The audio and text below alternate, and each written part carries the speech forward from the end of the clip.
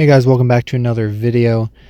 So this day is going to be in two separate videos. This day was Old Timers Day at Yankee Stadium. First video is going to be this one. It's going to be the actual Old Timers Day ceremony and the Old Timers game.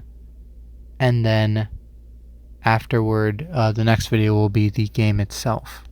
The regular season game between the Yankees and the Rays that actually counts. But yeah, that's pretty much all I need to know. Like I said, this one is the actual ceremony and Old Timers game. Pretty cool stuff. And thanks for watching.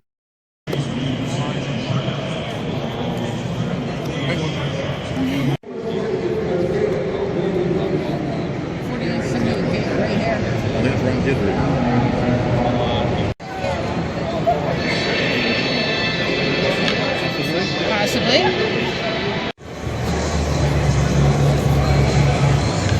Could be. I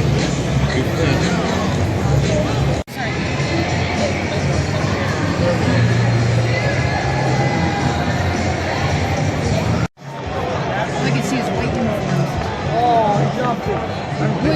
They might be wearing it.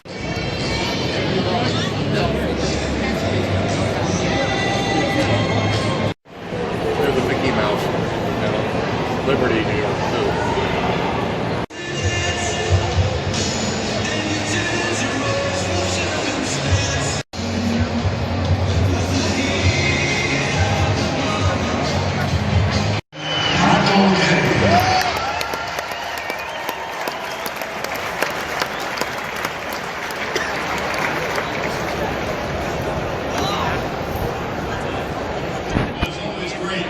That was my favorite before, but same too. And I wish you a very, very good afternoon, ladies and gentlemen. Thank you, Bob Shepard. Beautiful day for Old Timers Day. That was Bob Shepard. This is the 72nd annual Old Timers Day at Yankee Stadium. Can you believe it is the 72nd year the Yankees are honoring their former players? Today, we welcome home world champions, all-stars, Yankee captains, and even a few Hall of Famers. And it was 40 years ago today Yep. the Yankees mounted one of their greatest comebacks in sports history, coming back from a 14-game deficit on July 19th to win the division and eventually the World Series. Just goes to prove there is no professional sports team that has a history like the New York Yankees, and no team can match their legacy of success.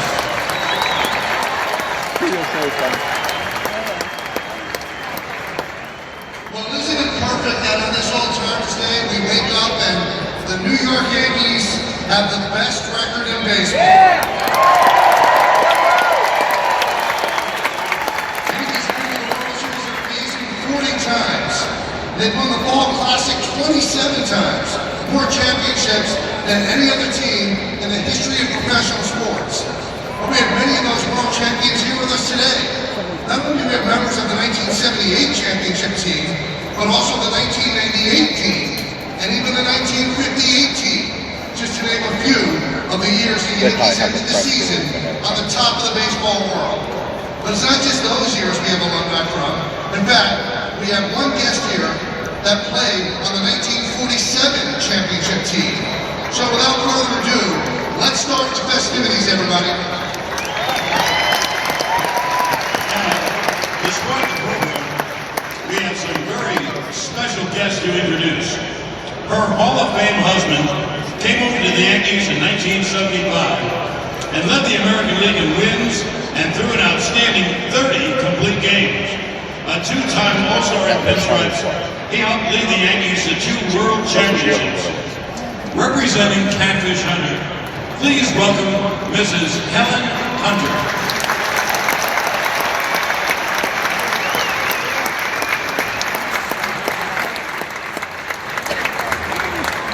Our next guest husband played for the Yankees in the 1950s and helped lead them to 5 World Championships, hitting .333 in those World Series. Later, he became the Yankees manager, leading them to 2 more World Series titles. In all, he was part of 7 Yankees World Championship teams. Representing Billy Martin, let's hear it for Mrs. Jill Martin.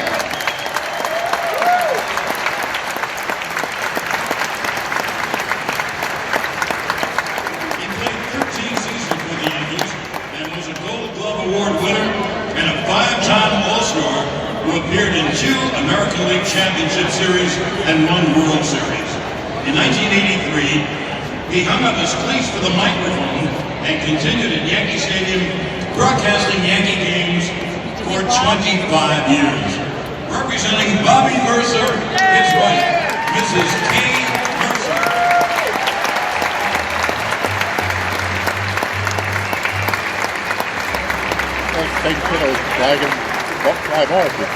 Next, her husband was an 8-time All-Star, 3-time Gold Glove Award winner, 2-time World Champion, as well as the 1976 American League MVP.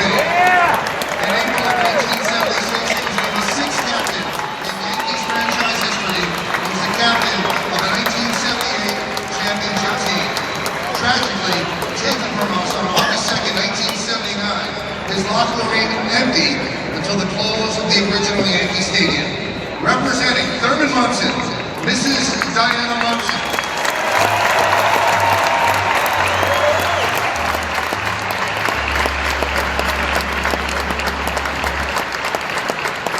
It's always great to see these former greats represented by their lovely wives each year. Now it's time to turn our attention to our distinguished alumni.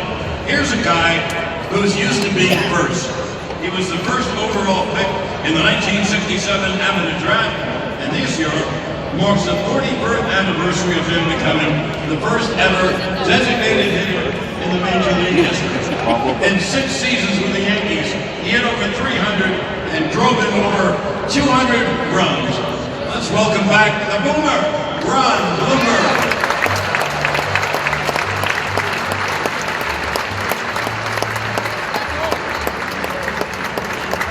He was drafted by the Yankees in the 3rd round of the 1981 draft and played for the Yankees during the 1984 and 1985 seasons. He's a New Jersey native who just completed his 21st season as the head baseball coach at Princeton. Please welcome Scott Bradley.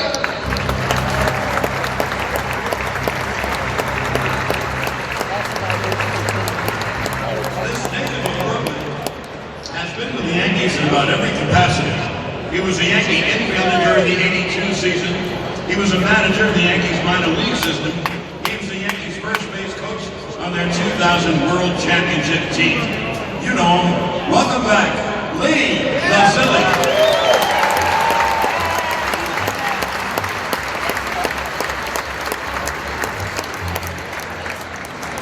During his 4 years in pinstripes, he was a dangerous bat in the lineup, leading the team in home runs in 1990.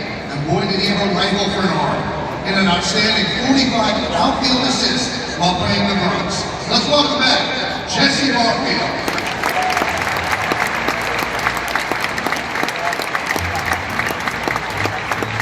Opened up for the minors in 1991. He won 4 of his first 5 decisions. He picked 6 seasons for the Yankees, winning 36 games, and was a member of the 1996 World Championship team. Welcome back, Scott Kaminecki.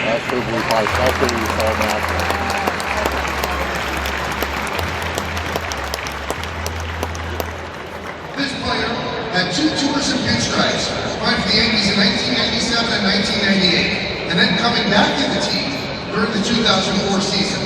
A fan favorite who provided a spark off the bench with his speed. He was a .348 hitter during his time in the Bronx. Let's welcome back Homer Bush.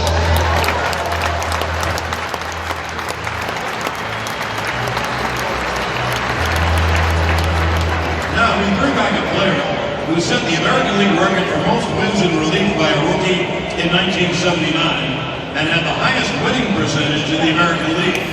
He won 27 games out of the bullpen in his 3 seasons.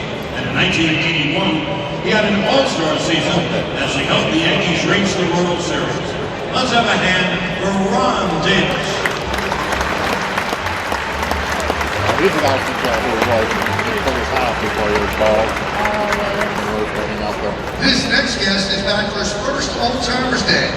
He batted .302 during his 4 years in pinstripes and led the 1993 team with a .332 average. Let's welcome back Dion James.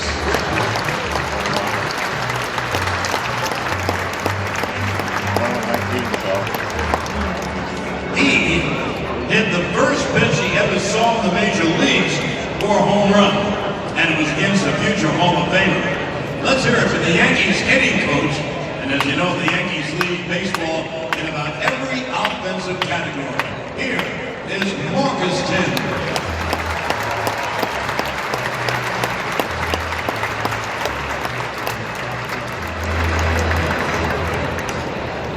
Our next guest was a dependable backup behind the plate for the 2003 American League champions. Everyone remembers the night that Derek Jeter dove into the stands, but his walk-off hit in the 13th inning that won the game. Now, he's one of my broadcast partners on Yes. Let's welcome back, Flash, John Flaherty.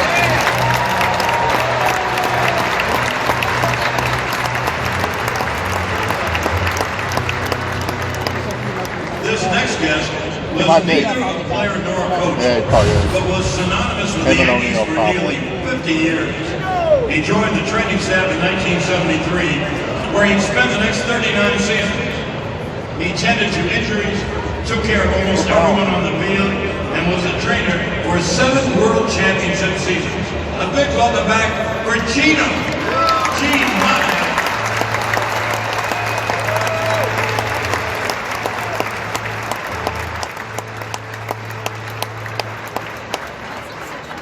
He spent 3.5 years in pinstripes and was a member of the 1986 World Championship team. His best year was 1987, when he posted a 2.63 ERA and won 3 games out of the bullpen. Say hello to Brian Ballringer.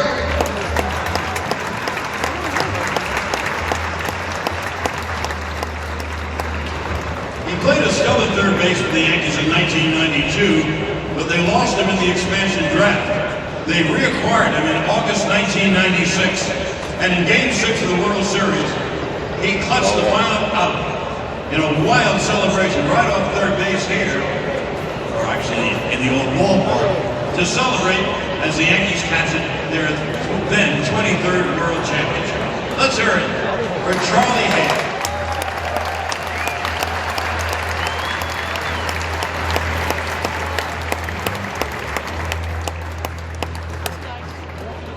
He was a big piece of the 1996 World Championship team.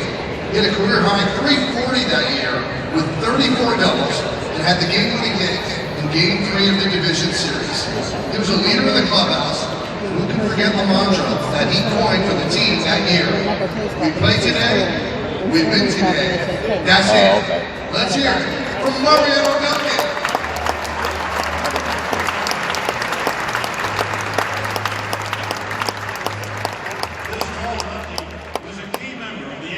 On the 96 and 98 World Championship teams. He appeared in 13 postseason games and never gave up a single run, including a very important scoreless inning in Game 4 of the 1996 World Series, where he was the winning pitcher. Please welcome back the big Australian, Graham Lloyd.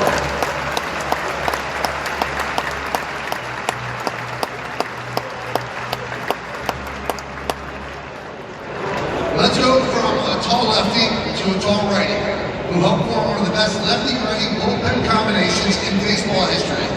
In 2000, he led the Yankees with a 2.45 ERA while winning 8 games out of the bullpen for the World Champions.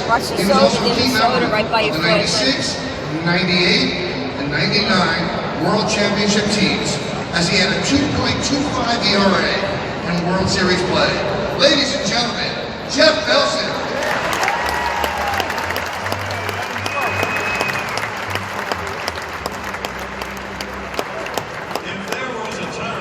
Called utility pitchers, this next guy would have fit the role.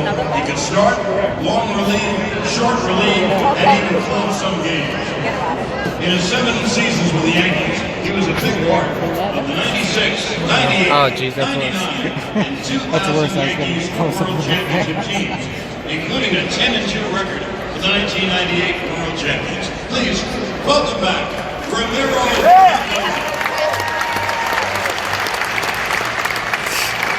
Oh my god. How long can you just stand there? This Yankee was a key member of 4 World Championship teams, a 2-time two-time So All-Star close. There you go. Bronx. There you go. In 98, One he led more. the American League with 20 wins. He was 6-1 in the postseason as a Yankee. It was his gutsy performance in Game 3 of the '96 Fall Classic that got the Yankees back in the series. And on July 18th, 1999, he would forever etch his name in Yankees lore when he would pitch the third perfect game in Yankees history. Let's have a warm welcome back.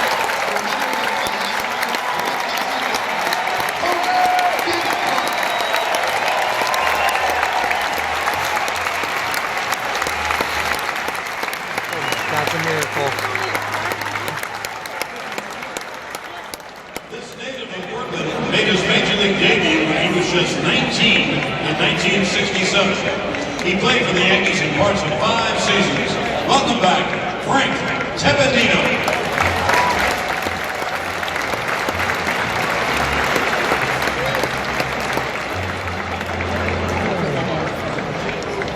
He spent 7 years pitching in the Bronx and was an All-Star in 1963 when he was second in the American League with 21 wins.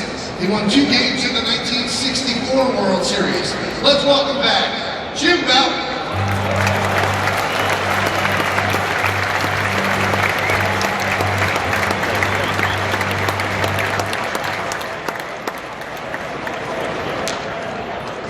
This southpaw was a young 20-year-old when the Yankees called him up to the big leagues in 1961. His 217 strikeouts in 1964 were tops in the American League.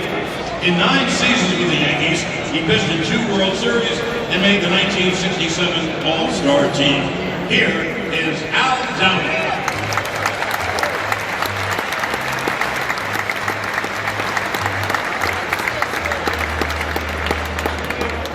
He came over in a trade in 1959 and played for the Yankees through 1966.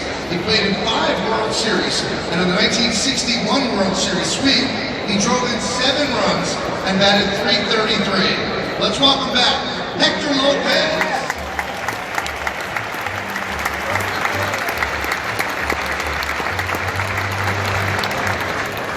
He was one of the greatest fielding second basemen in the history of baseball.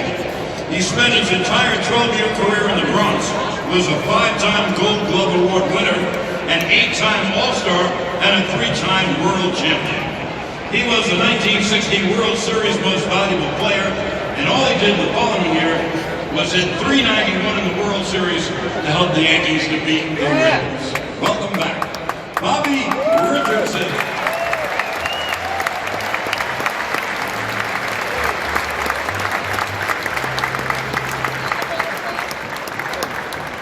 After injuries ravaged the Yankees outfield in the first half of the 1978 season, he was acquired 40 years ago this weekend to help add outfield depth and contribute to the largest comeback in American League history. Let's welcome back one of the game's biggest dugout pranksters, J. Johnstone.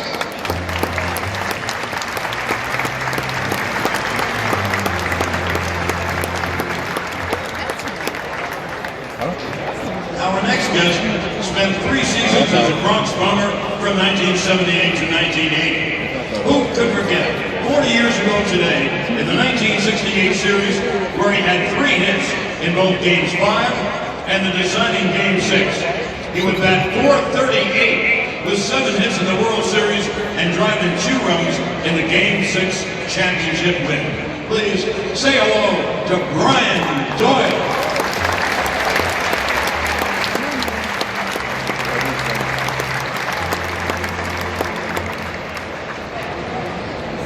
A 2-time All-Star. In 1976, he led the American League in runs scored, and he was also a key member of the 1977 and 1978 World Championship teams. In the 1978 ALCS, he had .313, and his home run in Game 4 was the eventual winning run, sending the Yankees back to the World Series. In the World Series, he had .333 and scored the game winner in the 10th inning of Game 4. Here he is, Roy White.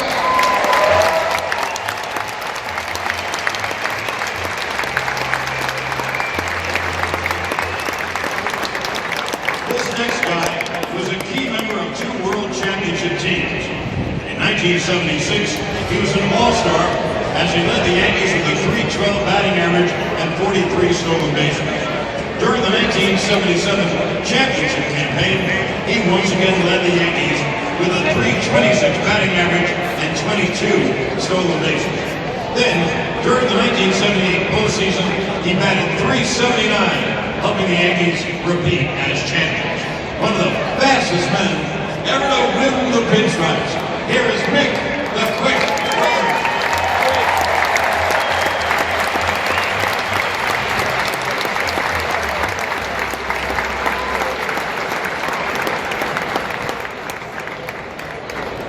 This next guest was a fan favorite during his 11 years playing for the Yankees. He was a part of the 1977 and 1978 World Championship teams, leading the 1978 team with a .314 average in Game 4 of the World Series. It was his hit that drove Roy White with the winning run. After retiring midway through the 1984 season, he would go on to become the Yankees hitting coach, manager, general manager, and manager again. Ladies and gentlemen, let's hear it for Sweet Lou.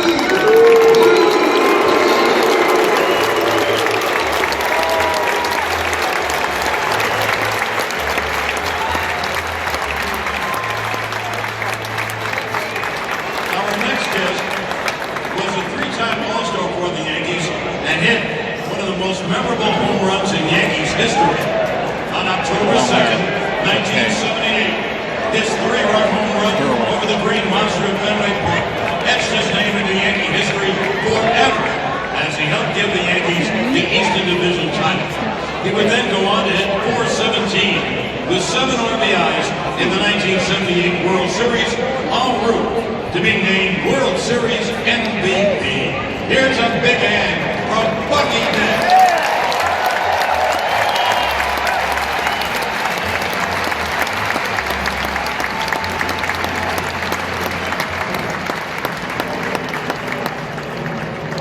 Well, this next guy is back for his first Old Timers Day, but he's been in the pinstripes since opening day. He came over at the trade deadline in 2003 and hit one of the most iconic home runs in Yankees history as his 11th inning walk-off home run in Game 7 of the ALCS sent the Yankees to the World Series. Now, he's in his first season as Yankees manager and has his team atop the American League East. Please welcome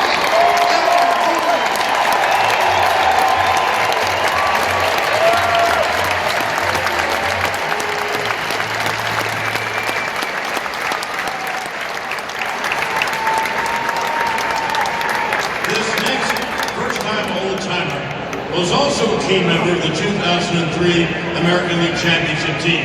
He would spend 7 seasons playing for the Yankees, twice hitting more than 40 home runs and leading the team in home runs in 3 different seasons. A 3-time All-Star in pinstripes, he won a Silver Slugger Award in 2002 and was the 2005 American League Comeback Player of the Year. He's 12th on the Yankees all-time home run list and has the 5th highest on-base percentage in team history. He hit not 1, but 2 home runs in the 2003 ALCS Game 7 comeback. Let's hear it for Jason G. Young.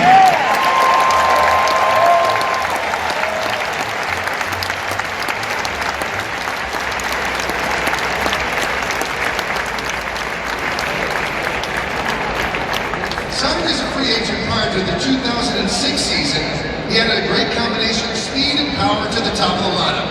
He led the 2009 championship team in runs and tied his career high with 24 home runs. He had 364 in the 2009 World Series, and in the 9th inning of Game 4, he would steal second and third base on the same play, coming around to score the tie-breaking run that gave the Yankees a 3-1 series lead. Always a fan favorite. Welcome back, Johnny Damon.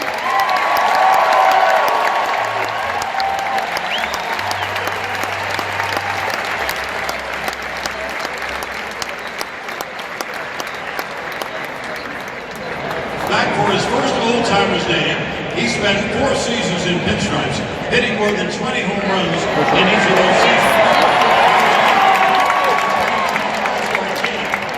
His gregarious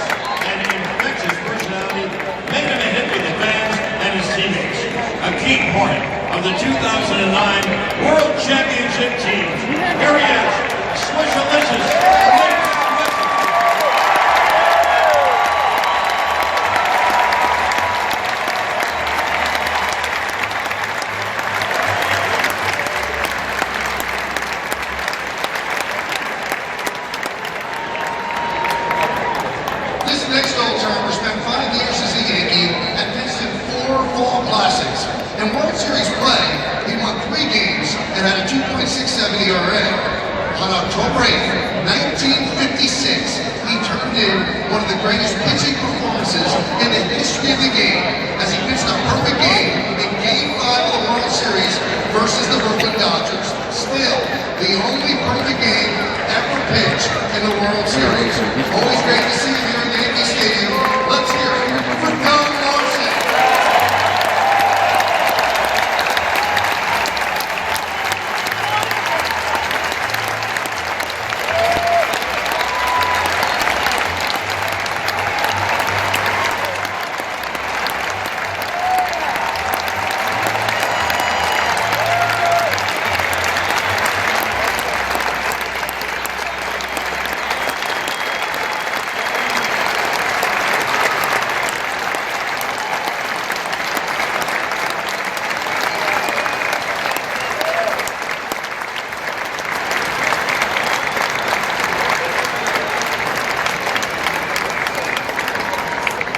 This next Yankee great spent 8 seasons in the Bronx, but was more than a ball player. Before starting his major league career, he had already served in the United States Navy during World War II. Then he had his career interrupted to serve the Army during the Korean War.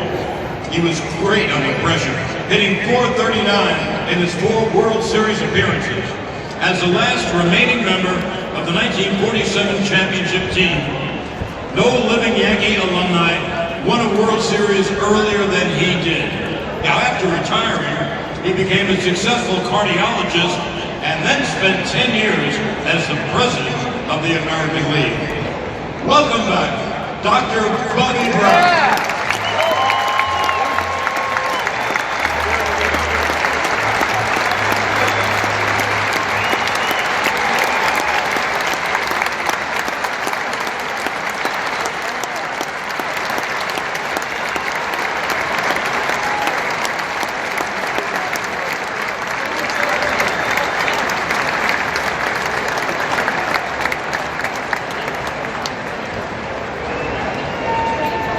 This old-timer spent 9 seasons patrolling right field.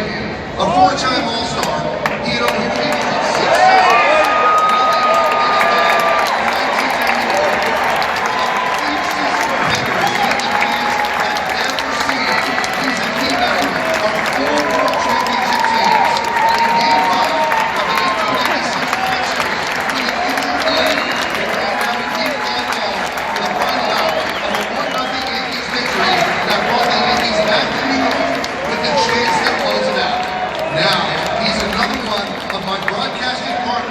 on the Yes Network.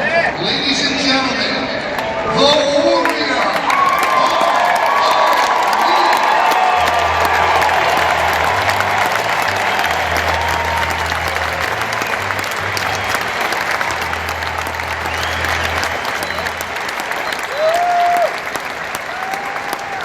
A key member of the 1977 and 1978 World Championship team. He was one of the greatest second basemen in the history of the Yankees. His steady play and solid offense for 13 years. He led the 1978 team in stolen bases with 36, and he had the highest on-base percentage on the team. This former Yankee captain appeared in 5 All-Star games while wearing pinstripes, and is 3rd on the Yankees' all-time stolen base list. Always a big fan favorite. Please welcome back Willie Rabbit.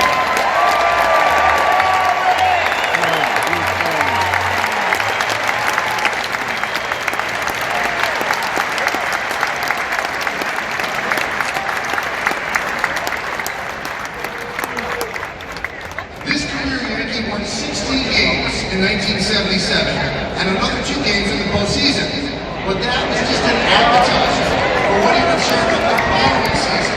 In 1978, he had one of the greatest seasons of any pitcher in the history of Major League Baseball, winning the Cy Young Award with a 25-3 record, 248 strikeouts, and a 1.74 ERA.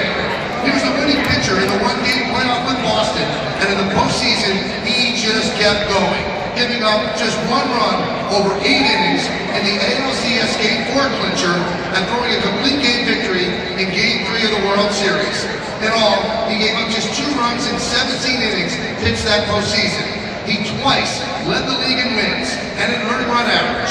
He's 3rd on the Yankees all-time strikeout list and in the top 10 of almost every franchise pitching category. And to top it all off, today marks the 40th anniversary of his legendary 18 strikeout game. Still the team record. Ladies and gentlemen, Louisiana legend, York Yankees.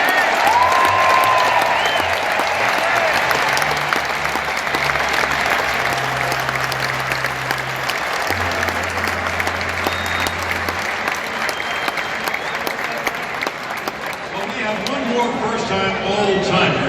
He won 12 games as a rookie in 1995, and in his second season, he led the American League with 12 game victories. He packed the door with pitch strikes, gave the most intense stares into the pitcher's mound, and had one of the best pickup goals anyone's ever seen. He holds the Major League record for most runners picked off base by a pitcher. A 3-time All-Star, he was the 2001 ALCS Most Valuable Player. He's 3rd in Yankees history in wins. No player has started more games in Yankee history than him. He also is the Yankees all-time strikeout king. He was at his best in the postseason, holding the Major League record for most postseason wins and postseason strikeouts. And who could forget his 8 scoreless innings in Game 5 in Atlanta in 1996, or his 7 1/3 scoreless innings in the 1998 World Series clincher. A true world champion. Please welcome back Andy.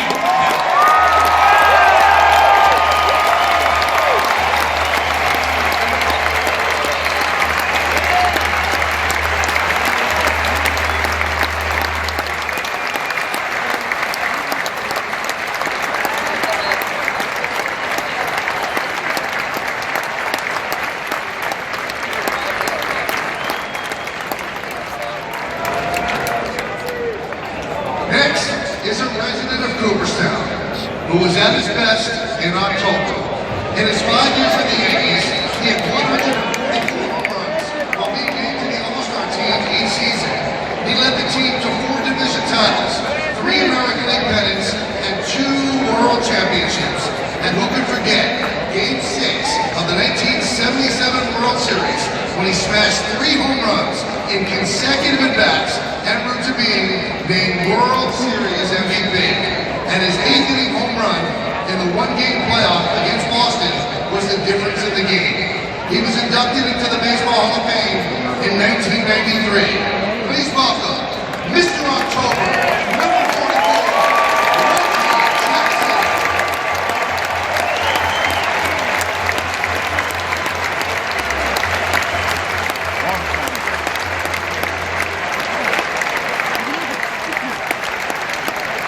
Our final guest made his Major League debut on July 1st, 1950. He won 9 of his 10 decisions that year. He won the clinching Game 4 of the 1950 World Series sweep, giving up 2 earned runs over 8 2/3 innings. He led the American League in wins 3 times, appeared in 10 All-Star games. Not only is he one of the greatest pitchers of all time, he's probably the greatest Yankee pitcher ever. He was the 1961 Cy Young Award winner. His lifetime record of 236 and 106 gives him the highest winning percentage of any pitcher. Series record for wins, consecutive scoreless innings, and strikeouts as he helped the Yankees. He is the chairman of the board, Edward Charles White.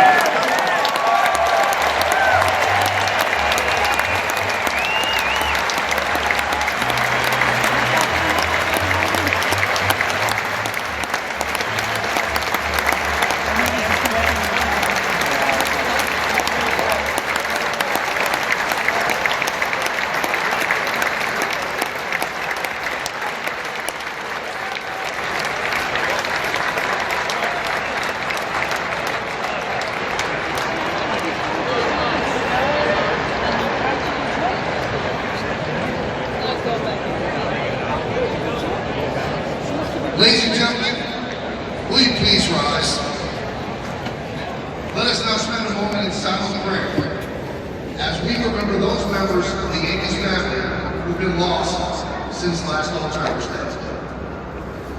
Steve Van Dusen, Pam Bolton, Floyd Carter Sr., Herb Steyer, Nick DeVito, Joey Shell, Philip Waldman, Dolly Kelly, Todd McDougal, John Patsy Tito Francona, Leandra Diaz, Angela DeLucia, Cesar Caceres, Monserrate Ruiz, Michelle Foster, Joseph Camarado, Ruth Cannon, Annie Walton, Steve Klein, Bert Padell, Ray Barker, Jerry Moses, Charlie Zabransky, Herb Rayborn, Darren Dalton, Bob Wolf, Kevin Towers, Don Bell, Oscar Gamble, and Gene Stickmichael, who not only played for the Yankees, but was a member of the Yankees front office, but who also was our Old Timers Day manager. And to honor his memory, and to keep him in the dugouts with us today, his number 17 jersey has been hung in the Yankees dugout for this Old Timers Day.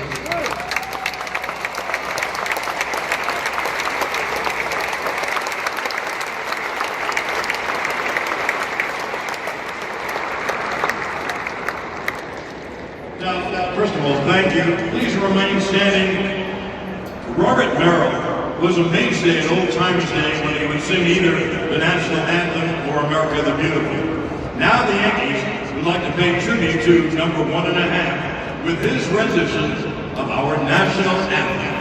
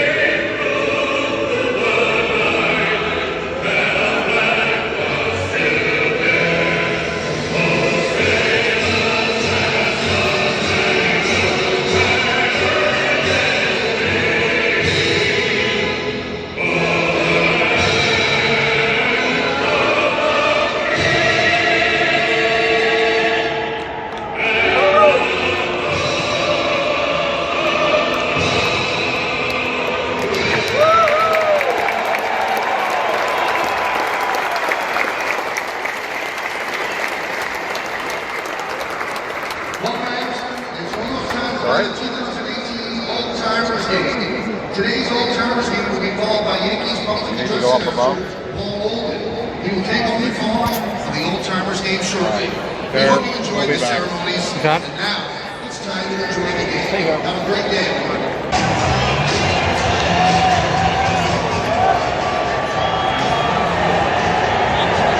Good afternoon, everyone.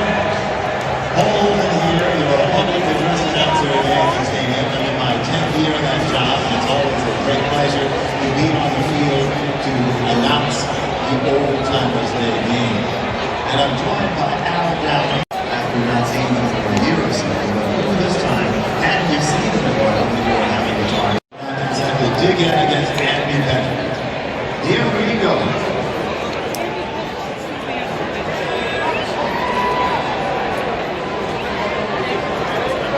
Andy's ready, and the first pitch looked like a strike to me.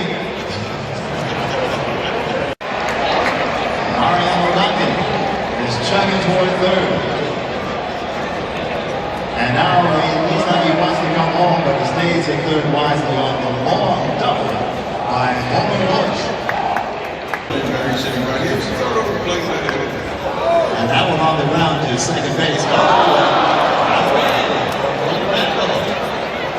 One run has scored. First base is 2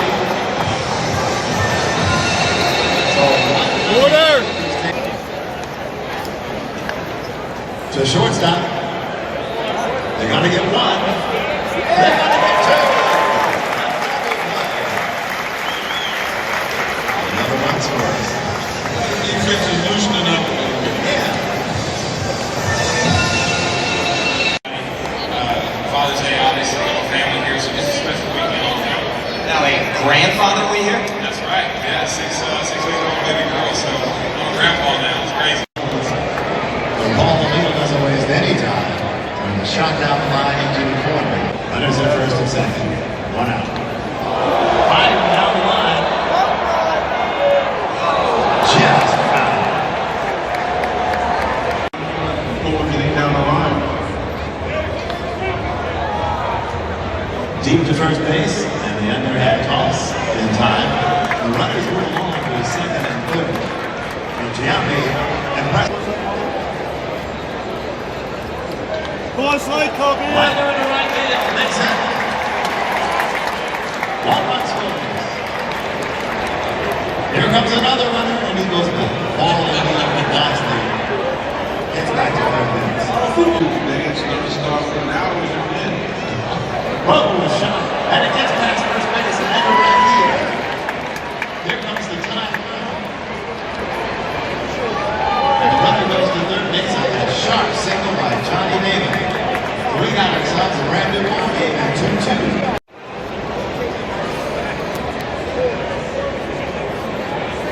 David Cohn is being summoned in a relief role. So David Cohn now takes over.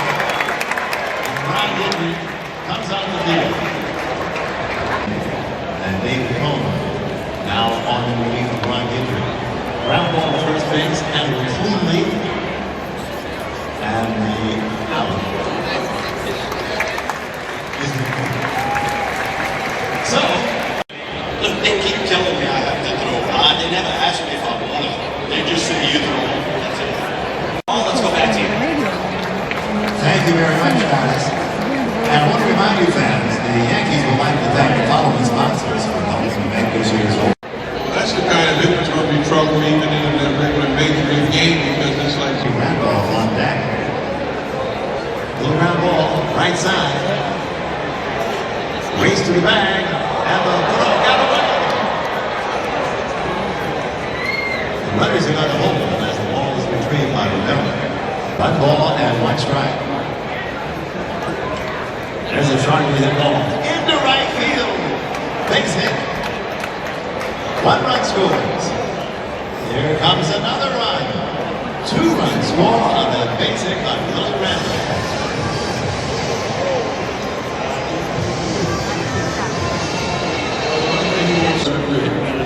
machine as opposed to line mark. Into right field, didn't go over the fence, but it's as effective. Mickey Rivers around third, thinks about coming home, but no, goes back. So the base. Many more options as a manager. I can bring him in and get him all a chance to perform in front of this great crowd. Now all the way to the W.B. Mason side. So here comes one run. Here comes another run. And Dick Swisher for the 2-run double. Come on, Pop, because they're slow. They're trying to wave on the third run.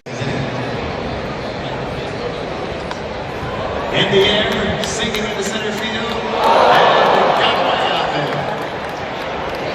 So here comes another run. Giambi makes it in for third base. We've got to get the oxygen bottle now. As he ever swings it back. And the center fielder makes it. That's going to climb on a run. So Andy Dennis says, you know what? As long as I have a bat in my hand, I might as well use it. An unexpectedly high score. And there is the first out. Jeff Nelson down on strikes. We're on the hill. Probably, not bad. Becky puts it in the air. Shallow center field, a base hit. Johnny Neighbor goes to third. There's a spin move there that we saw in Dancing with the Stars. 1-1. Flies down the left field side. Makes it. Drives in a run. Ryan Doyle, ladies and gentlemen. First one, decided to sign him leading. And Jeff Nelson takes his warm-ups. To right center. And it got away out there. So another run scores. Andy Pettit checking in right on the play. Right behind him, Nathan Rivers. And 11-2 is the score.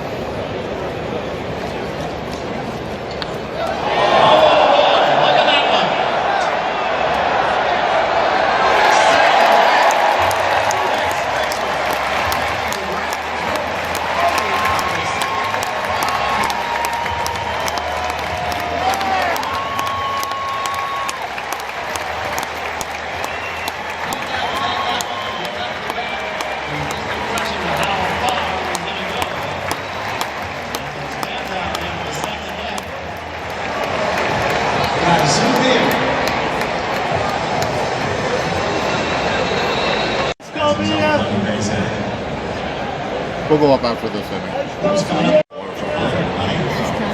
grab one is going to come up and take some swings. So everybody's getting a chance to swing the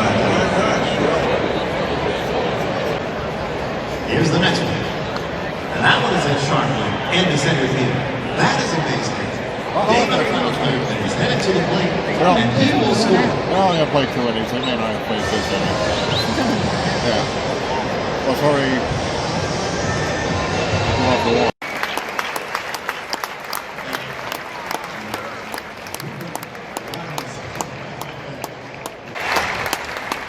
Okay, thanks, Justin. We're here with Jeff Nelson, who's been doing a bit of everything today. That's what Old Timers Day is all about, right? Getting a plate appearance? Absolutely, and you want to see Second base and has himself and standing up double. well, the Clippers realize. Fly ball. Out, number 1. And now, ladies and gentlemen, the first designated hitter in Major League Baseball history, Ron Bloomberg. The aging Hall of Fame. Ron Bloomberg, the run is right there. Everyone knows his pitches get right back to him. And that's the second out. Now, T.I. James comes up. Next one. Whoa! Knocked down by Monty Dan. He has time, no. He thought about throwing it. It was just a wonderful play. Second pitch. Down the line. Right above where it says Old Timers. In the corner, fair ball. Well, the upper suspect we had the handicap. See the handicap line? All the bushes going. I think it was Cal. And T.I. James goes to